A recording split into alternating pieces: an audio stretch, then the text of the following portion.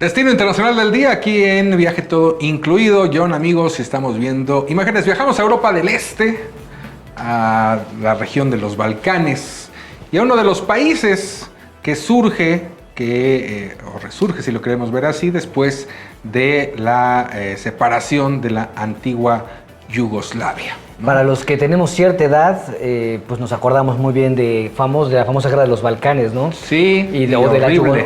Sí, horrible. Y la guerra de las Yugoslavias, que también así se le conocía. Es que fue una época en la historia, que en esa década de los 90, donde es Europa del Este, ¿no? Derivado después también de parte de la caída del muro, que es en Por donde supuesto. se detona Sí, exactamente. todo esto. Y entonces Yugoslavia, Rumania, que también tuvo su... ¿Te acuerdas que antes era Checoslovaquia? Checoslovaquia, ¿no? Exactamente. Entonces vemos la capital de Macedonia, ahora también Macedonia del Norte, que Ajá. es Skopje. Skopje. Así se pronuncia en español, Skopje. se escribe Skopje o Skopje, pero Skopje. Se encuentra en el sureste de Europa, decíamos, en la península de los Balcanes, y está ahí en Macedonia, ahora del Norte. Antes solo Macedonia, hace unos años cambió justamente el nombre a Macedonia del Norte, que nació como país en 1991, luego de lo que mencionábamos, ¿no? Esta situación horrible de la guerra de los Balcanes. Totalmente. Alguna vez, fíjate, platicaba con Ricardo Peláez, periodista de guerra, Uh-huh. y mencionaba, porque pues, obviamente estuvo en diversas, dice que la peor guerra que le tocó ver fue la de los Balcanes. Sí, no, es Imagínate, que fue... o sea, y estuvo en Irak, y estuvo en otros lados. Y acuérdate de Kosovo, y acuérdate Sí. en esa época era acuérdate de Kosovo, del Golfo Pérsico, ¿no? O sea, fue una época de bastante conflictos bélicos. Bueno, pues ya pasó eso la historia. Hoy día, pues este lugar, su capital, que es Skopje, se funda en el siglo III antes de Cristo, obviamente todavía ni siquiera Macedonia como tal, ubicada a orillas del río Vardar.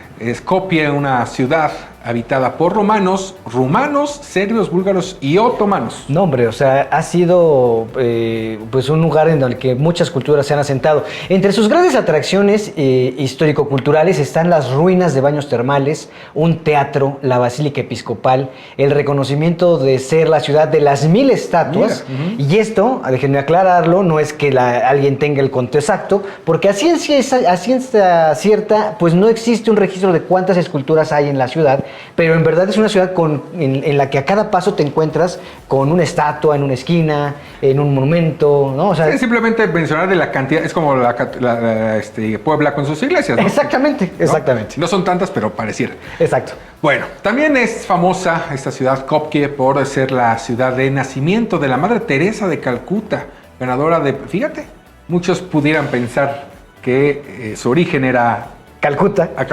asiático. Bueno, ¿no? es que en realidad después adquirió la nacionalidad de hindú. Sí, exacto. Uh-huh. Bueno, ganadora del premio Nobel, como sabemos, y canonizada por la Iglesia Católica, y más allá, desde luego, uno de los grandes personajes del siglo XX. Totalmente, por supuesto, por mucho. En 2009 fue inaugurada la Casa Memorial de la Madre Teresa, un recinto dedicado a la vida de la religiosa que dedicó su vida a los pobres y a los enfermos.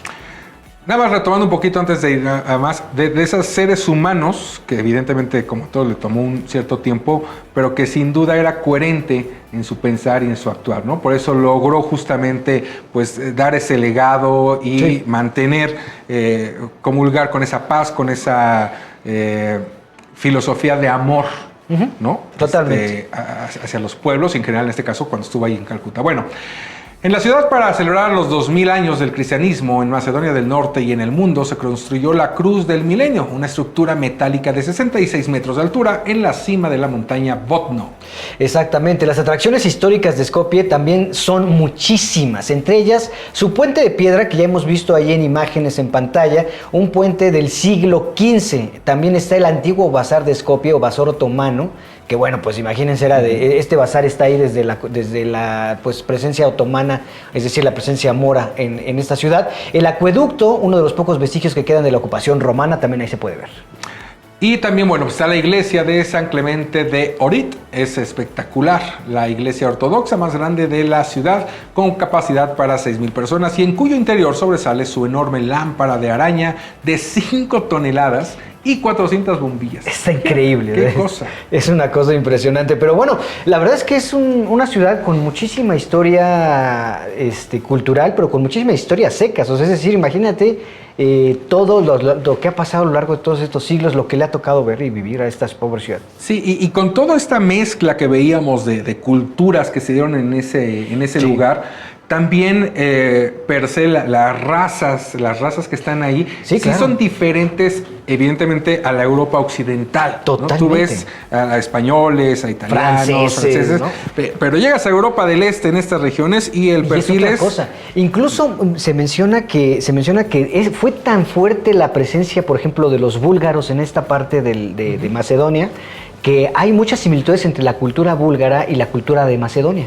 Sí, sin duda. ¿No? Y lo que decíamos del Imperio Otomano, que a veces no son de los que más se reconocen, pero ojo, junto con el Imperio Romano, el Imperio griego en su momento, o sea, el persa, el otomano, desde luego que abarcó muchísimo, desde Asia y estas partes de Europa.